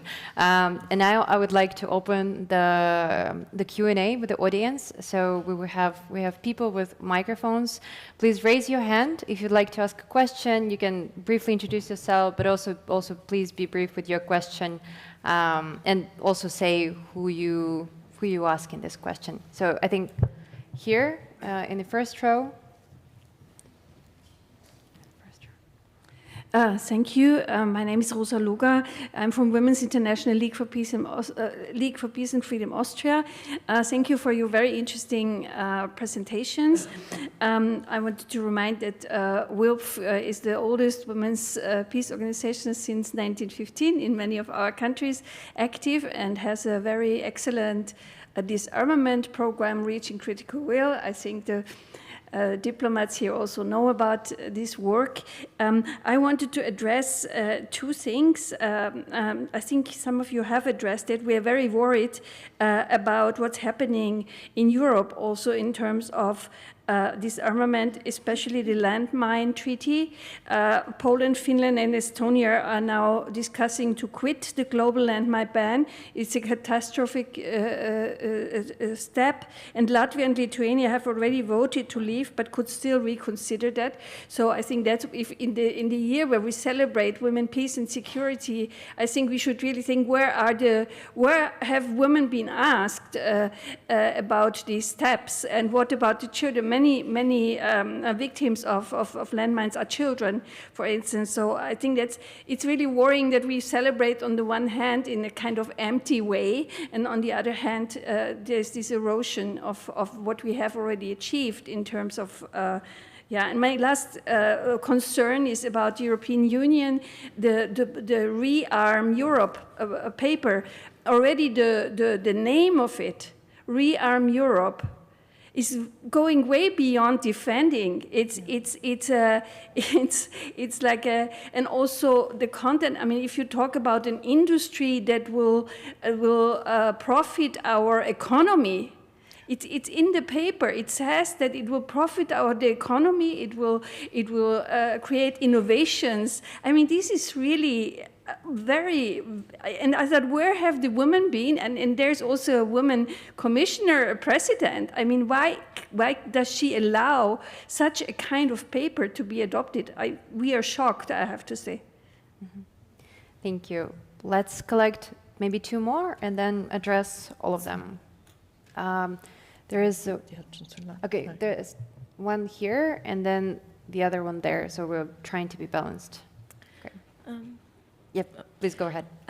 Hi, thank you very much for this panel. It was a really insightful opinion from all of you. I'm Elisa Cavacciacchi. I'm a master graduate from the University of Bologna in international security, and I also work as an intern at the United Nations here in Vienna. And so my question is, in recent times, we have experienced a political role. We have seen women in important roles, like, for example, Ursula von der Leyen, or, for example, as a national level, from Italy, we have Giorgia Meloni, and many other examples, like, let's say, at the European level, and also as other national level. So my question is, we are experiencing, as you said, like this rearming of Europe, right? And we see Ursula von der Leyen saying, we need to be ready for the war. Or, for example, Giorgia Meloni is saying, oh, we need, as a national level, more police, or we need more control, or we need to increase the GDP in military defense. So here comes my question is, those women in power are following their idea of international security, or because we are women and we need somehow to cover a certain, let's say, expectation that women are not as, let's say, quote unquote, aggressive, or let's say, let's say aggressive, like as much as the male sphere, so that therefore we need somehow to prove that we are as much as aggressive. I hope yes. I got my point. I think we understand your question fully well. Thank you. I think we had one more question in this area, and then in the second round we'll cover that area of the room. Well, thank you also from my side to the distinguished panelists for their insights. My colleague and I, we are currently in the national board of the Austrian branch of the European Law Students Association. And because of that, that we are students, I want to get back to the networking part. You mentioned the possibilities that should be given to the youth, but how can young women themselves contribute best to the change mentioned? Thank you. I think let's address these questions, and then we'll do the second round with this part of the room. Any question you'd like to pick? I'm happy to say that I agree with this. I think that it was totally crazy with the landmines, the anti-personnel landmines, and I found it appalling that these countries were willing to say that let's abandon this. It's one of the few examples we have of a very, very successful convention and ban.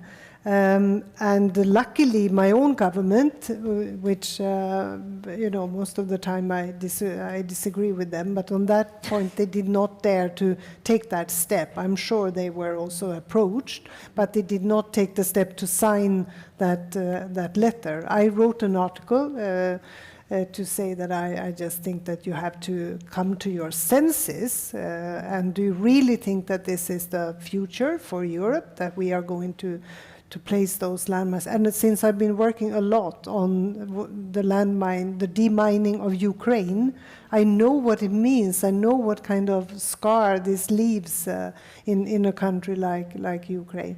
But this is where we have to protest. We have to immediately be out there and raise our voices and say what we think. But the thing is also, as you have referred to, there is the kind of the understanding of our time and the overall atmosphere is one of fear, because we have war going on in our neighborhood, and it is really the old saying of vinci pacem para bellum. If you want peace, you have to prepare for war. I think if you want peace, you have to prepare for peace as well.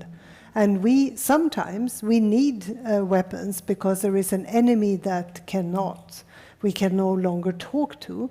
But we have to do both. We have to invest as well in what comes next.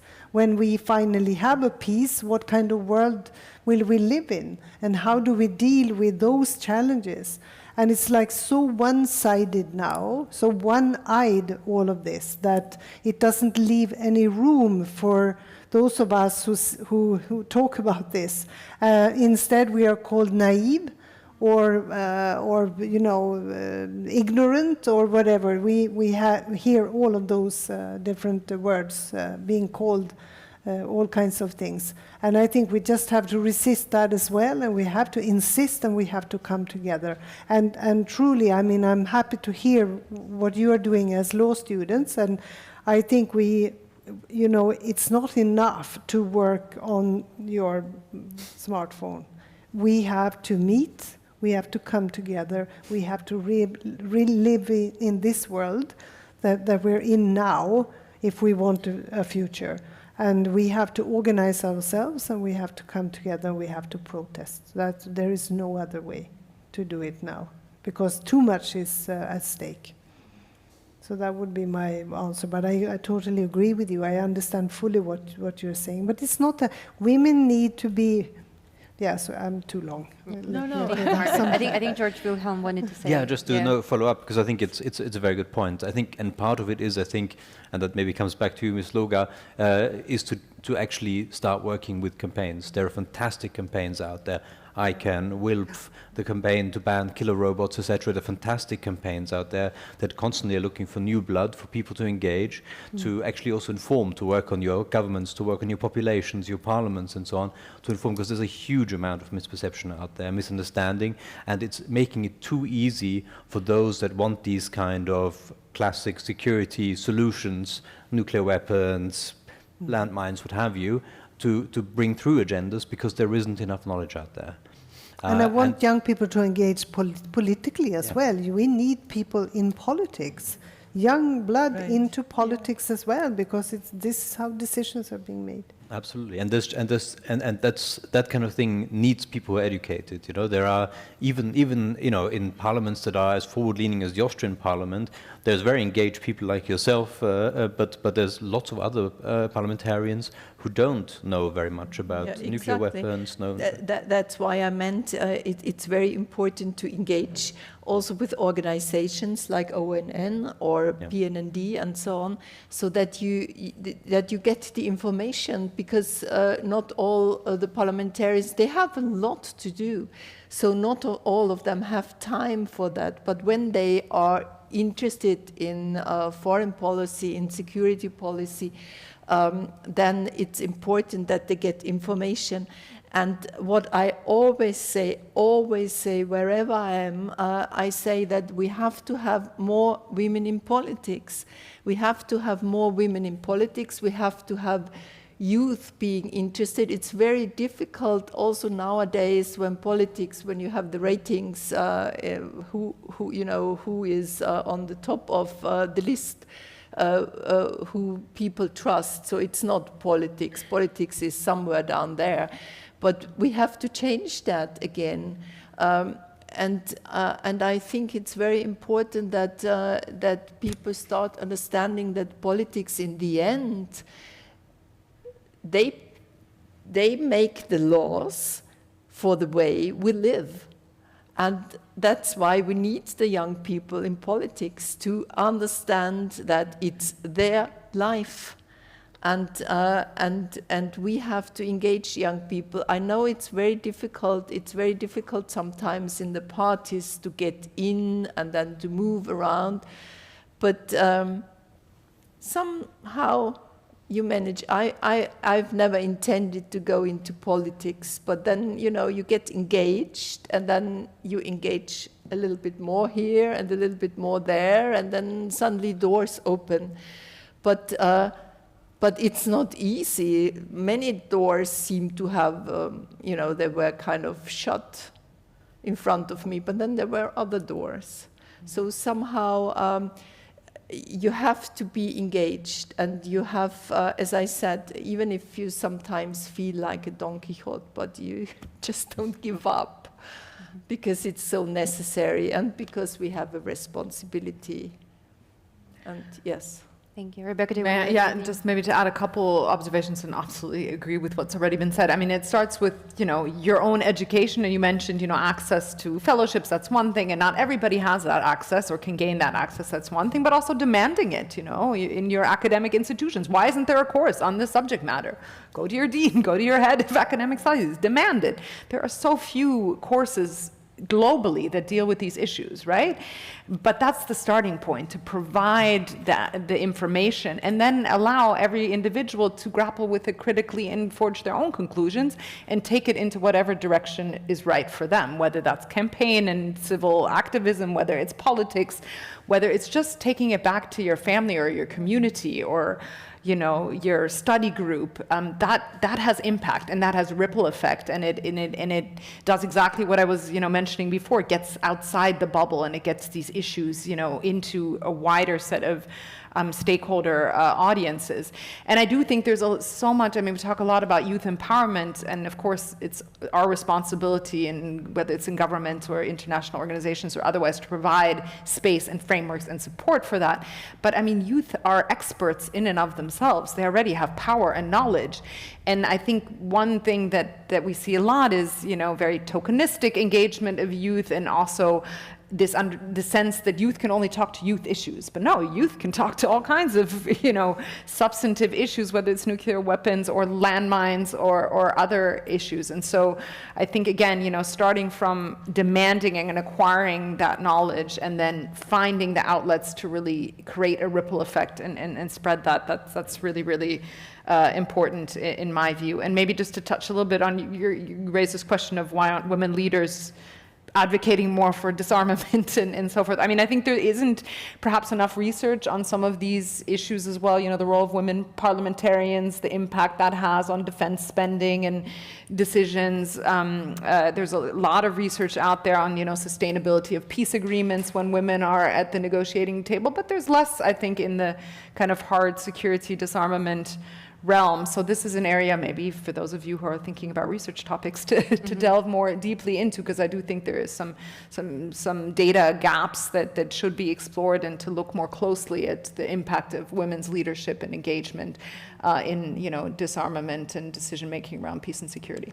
Maybe you can allow me to repeat my advice to students. Sure. Often when I meet students, I say you have to mix your selfies with doing something unselfish. Mm-hmm. You have to find a way to engage. I think that's what. This is definitely a phrase I'm taking away today after all the events we've had. We're already quite late, but I think let's take 2 more questions from this side. And I know we cannot answer all of them, but let's take 2. So I see Ian, I think, and then the lady in the first row as well.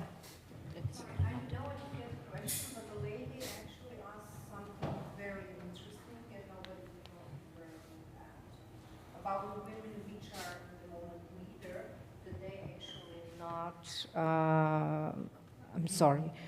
I didn't want to ask a question, but I think that her question was amazingly interesting, that actually that the women which already have leading positions are not acting, nourishing as we accept them in the area of the security, that they are trying to compete with the men which are in this area and actually are promoting bulldozer diplomacy.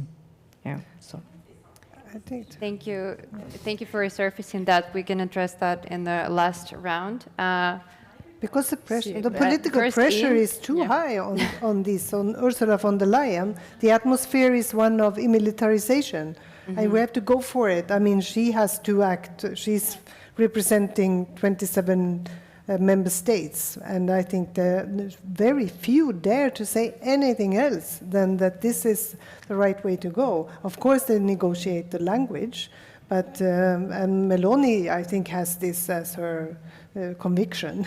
Some have that as their conviction, but I think this is the problem now, that we all follow this atmosphere of having to invest heavily in our defense capacity, and that takes over everything else. It's very difficult to raise your voice with any other argument. That's what we see, and women, of course, are hit by that as well.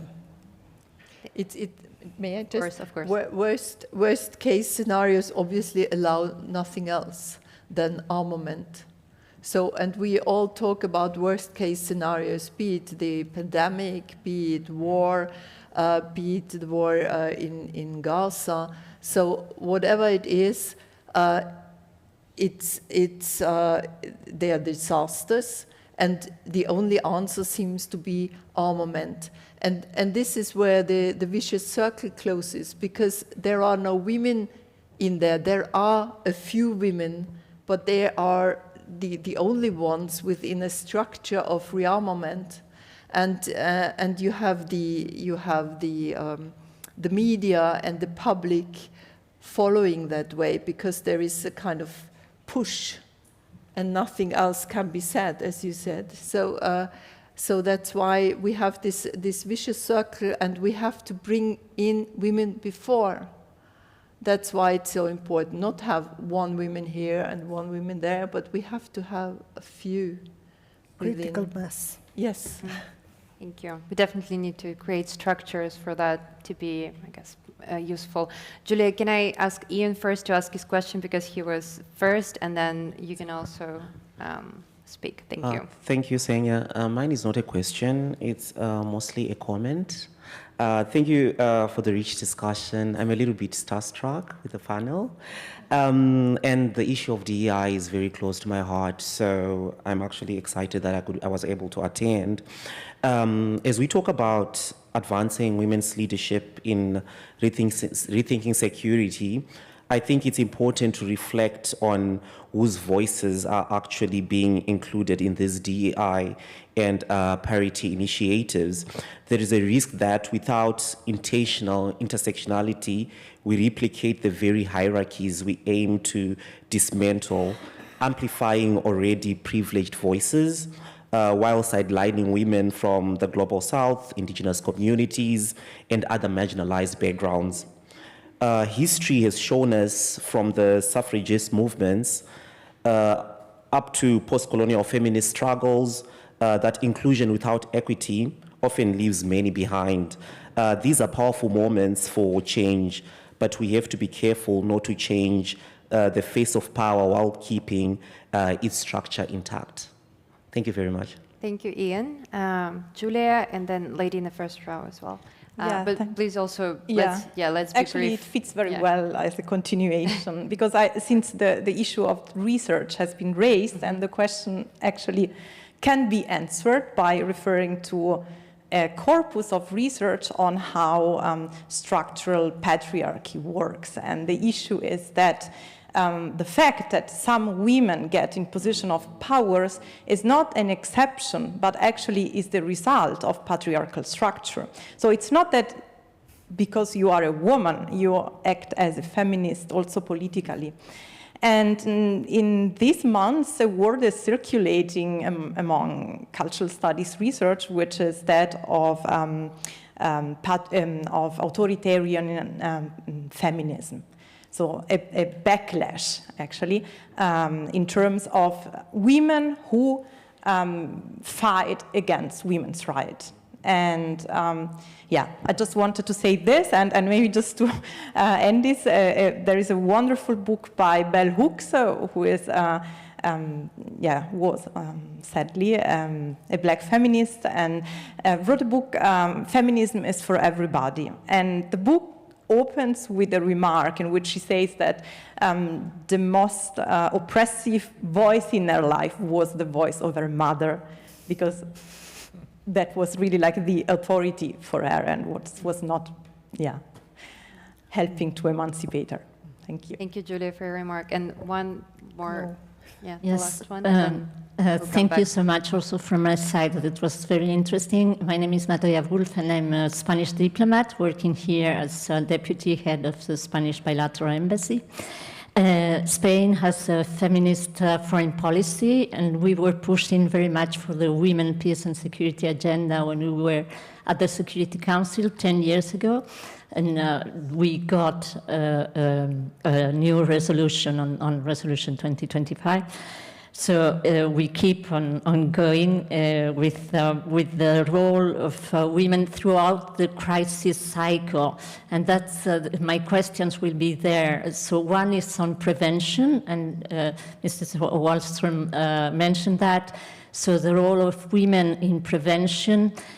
How can we address the paradox between the necessity of having a narrative, of having media talking about that women are visible as being a prevention actor, and the fact that when a crisis is prevented, it will never take the front page of any newspaper, any news agency. So how can we address this paradox?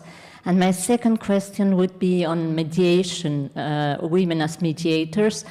Mediators are a very tough job for diplomats. I think it's one of the most difficult ones. And I have had the opportunity to get to know some mediators in a training course by the UN in Norway. And they were all men, and they had all a big ego, a very big ego. So I don't know if we need women with big ego to be mediators. How do you see things there? Thank you. Thank you. Now we revert back to the panel. Would you? I started a network of women mediators because I heard this working for the UN. I heard it so often. There are no women mediators or negotiators. So I decided to make a list of all them. We did that already then within the UN system, so we had a list, so that argument could not be used. And as a foreign minister, I created a network of women mediators and negotiators. They were all seasoned diplomats. They had been in the diplomatic corps for a long time. They were all deployed to different post-conflict or conflict situations around the world. This new government that came after me, or the government we have now, they just ignored that network, so they are no longer active. But what it did, I think, inspired others to start to establish those networks, and I think Spain was in one as well, or has supported another network, and those names are excellent, and I think this is the way to do it. We have to start something ourselves and make sure that they are visible, because they are there, they are very knowledgeable, they are professionals, and we can just do more of those things, and that will help for sure. Thank you, Margot. Christine, Rebecca, George-Wilhelm. I mean, maybe just to pick up what Sure. Margot was just saying. I mean, indeed, I think that this really a growing, global expertise that has been built of women mediation experts. I mean, the UN has a standing, standby team of mediation experts, which has for many years now included many women. Mm-hmm. I'm sure some of them have big egos. I'm sure their male counterparts do too. I think there's plenty of such examples in history, but indeed, I mean, it speaks a little bit to what I was saying before also when we're looking at groups of governmental experts with disarmament expertise. There is a vast, array of expertise that exists, and it's really a question of challenging governments, and want to commend your government for its leadership in promoting gender equality and across the system.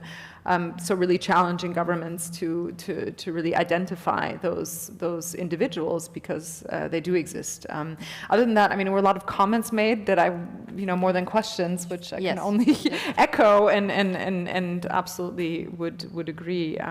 For us also, again, and I think it came up a bit in our discussions, it's very, very important not to also look through too narrow of a lens, really looking at intersectional identities and factors and how they play into power dynamics in multilateral negotiations writ large is very, very key. And so, when we are looking at our different empowerment programs, we try to look at those diversity lenses from different angles. It's obviously not easy. But again, I think it's really key if we want to have that, creativity, or the necessary creativity and experience feeding into these processes. I think I'll leave it at that. Thank you. Thank you, Rebecca. George-Wilhelm? Maybe just one comment, completely agree with everything said. Just on the prevention and visibility angle, I mean, there is also a visible part to prevention, especially when you think of, I mean, disarmament is the area that I know best, but looking at preventing things like catastrophic consequences of nuclear weapons, looking at preventing potential lethal autonomous weapons and their implications when we lose human control over weapons. These are things where there's very active and visible preventative work that can be done and is being done, and then also looking especially then at the feminist angles, looking at the uneven impact of radiation on women and girls, looking at the uneven impact on indigenous communities, etc. These are all looking at, for example, the problems of data in having discriminatory approaches for sensors that are used in autonomous weapon systems. All these elements have very clear feminist implications. Feminist viewpoints can come in extremely strongly and actually have this very visible and active and actually impactful a preventative effect.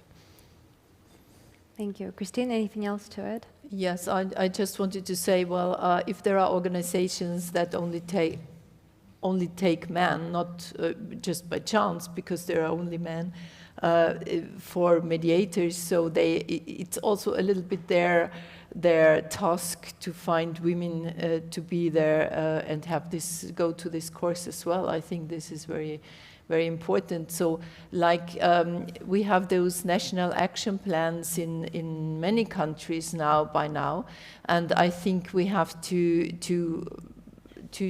go through them and see what could be done better. And we have to establish new action plans in countries where there are none. So I think this is a possibility of the national countries to do something for the women. And I just wanted to mention a point which seemed to be very important to me. It's important, especially in the age of social media. We have to promote equal opportunities for women in the digital area, because what we find is that it's especially women and women who are threatened in the digital world, and it's it can be politicians, it can be scientists, journalists, etc. And what happens is that they are intimidated, and then they kind of they are silenced and demoralized, and then they draw themselves back. And I think this is something we need the media to make women being seen in the work they do and where they're needed. But on the other hand, you find these threatening things in the social media especially, and I think this is something where we have to be very careful and find ways to combat that. And in the the OSCE just published a roadmap on women, peace and security commitments, and there is said promoting gender equality is not just about fairness, it's about resilience, security and building stronger societies. And I think this is a very, very good sentence, to have stronger societies, because in stronger society you have women and men and everybody have the same chance, really. Thank you, Christine. I would like to steer this conversation, wonderful exchange, to an end, since we're already over time, but I'm very thankful for everyone to staying late here on Wednesday evening. I know it's very difficult and everyone wants to go and probably have drinks or go home. So before we all go to our day, to finish our days, I just wanted to ask you all to give like a one sentence, maybe something hopeful, on this spectrum of hope and despair. I do want to leave us, at a more hopeful note today. So maybe just one sentence to give a hope to our audiences about the topics we deliberated on today. Christine? It's when, I've been teaching, and when I look into the eyes of the young people, they were from 15 up to 19, 20, when I saw their enthusiasm and their willingness to form the world and the way they are going to live. So I think there is much hope in the youth, really. But of course we have to lay the table for them, and then they will take the right thing. I believe in them. So. Thank you. Margot? No, I repeat my short poem from this morning, you know. It's a famous short poem that says, hope is that thing with feathers that perches in your soul and sings a song without the words and never stops at all. Thank you for this. And grandchildren, of course. Yeah, grandchildren. Rebecca? I can't possibly speak after that beautiful poetic, that's what we should have ended with. But no, I mean, I am actually immensely hopeful. And for the same reasons that you just mentioned, Christine, I work so much with young people and young communities in my job. And I see a thirst, a passion, you know, a real desire to engage on these issues. And people care, young people care, and it's cross-regional. It's really from all sectors, people from, you know, the health sector, not just political, nerdy political scientists like myself and many people in this room. So, I mean, there is so much desire and creativity, and so I'm immensely hopeful in that sense. But as you said, we have to really make sure that we create also avenues for ensuring that those voices are heard, and that we protect and defend our inclusive spaces and processes to ensure that that isn't lost.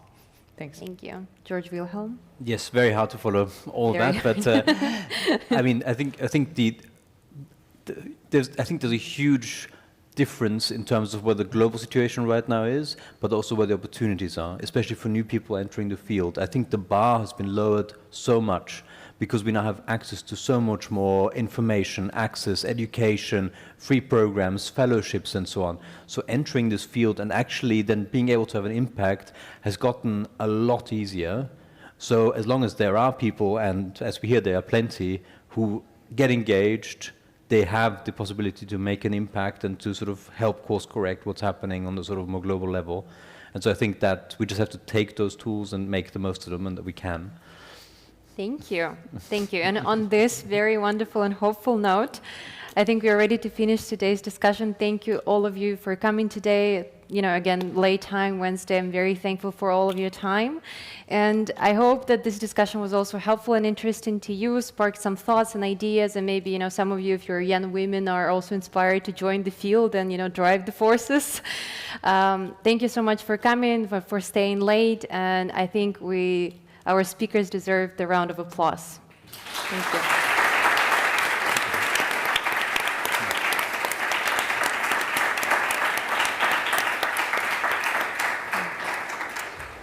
Thank you. And now we're free to go and have drinks and dinners and spend time with family.